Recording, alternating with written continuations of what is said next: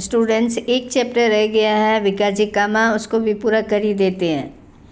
Madam Vikaji कामा का जन्म 24 सितंबर 1861 को मुंबई के संभ्रांत पारसी परिवार में हुआ था।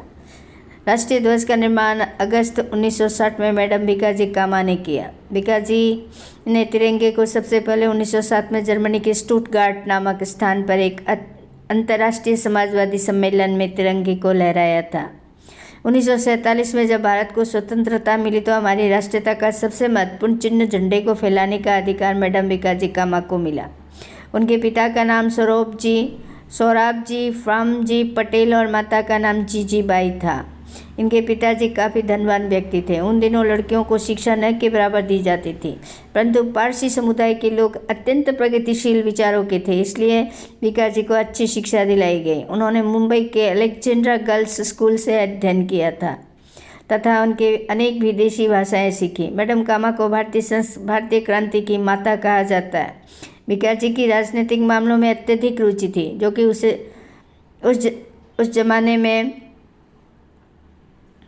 जमाने के लिए एक अनोखी बात थी, क्योंकि तब महिलाएं केवल घर की चार दीवारी में ही सीमित रहती थी। सन 1985 में विकाजी का विवाह रुस्तम जी कामा से हुआ, जो कि एक वकील थे और मुंबई के एक प्रतिष्ठित परिवार से संबंध रखते थे। भारतीय कांग्रेस का पहला अधिवेशन 1885 में 1885 में हुआ था। सन 1996 यानी 1896 में जब प्लेग की महामारी फैली, तब रोगियों की सेवा शुश्रूषा में उन्होंने बढ़ चढ़ कर भाग लिया। कौन? विकाजी कामा ने। विकाजी कामा फिरोज शाह मेहता के साथ बम्बई क्रॉनिकल नाम के पत्र में काम किया। दुर्भाग्यवश जब विकाजी के पति उनके राजनीतिक विचारों से सहमत नहीं थे, जिसके परिणाम स्वरूप पति पत्नी के संबंध टूट गए।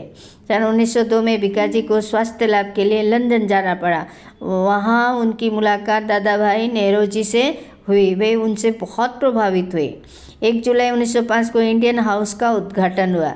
श्यामजी और सावरकर के साथ विकाजी भी इस बात से सहमत थे कि देश की स्वतंत्रता केवल बातों से नहीं मिल सकती, उसके लिए संघर्ष करना पड़ेगा। सत्याग्रह का आदर्श मैडम कामा जी का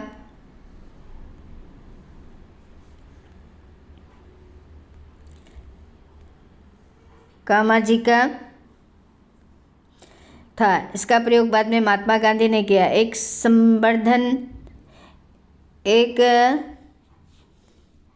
संवाददाता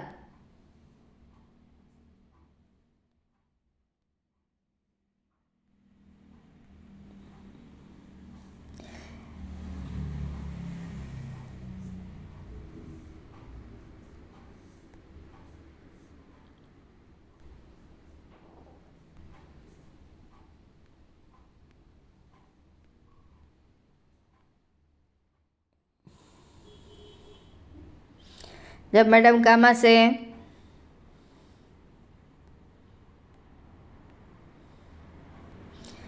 पूछा कि अंग्रेजी राज को भारत से कैसे हटाया जाएगा, तो उन्होंने उत्तर दिया, सत्याग्रह से। हम लोग शांति प्रेमी हैं, हमारे पास न हथियार है, न हम में हिंसा की भावना है। हम अपने लोगों को संकेंद्रित संघर्ष के लिए तैयार कर रहे हैं। केवल एकता की आवश्यकता है।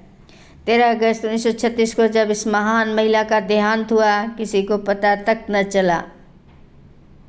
Bye, take care.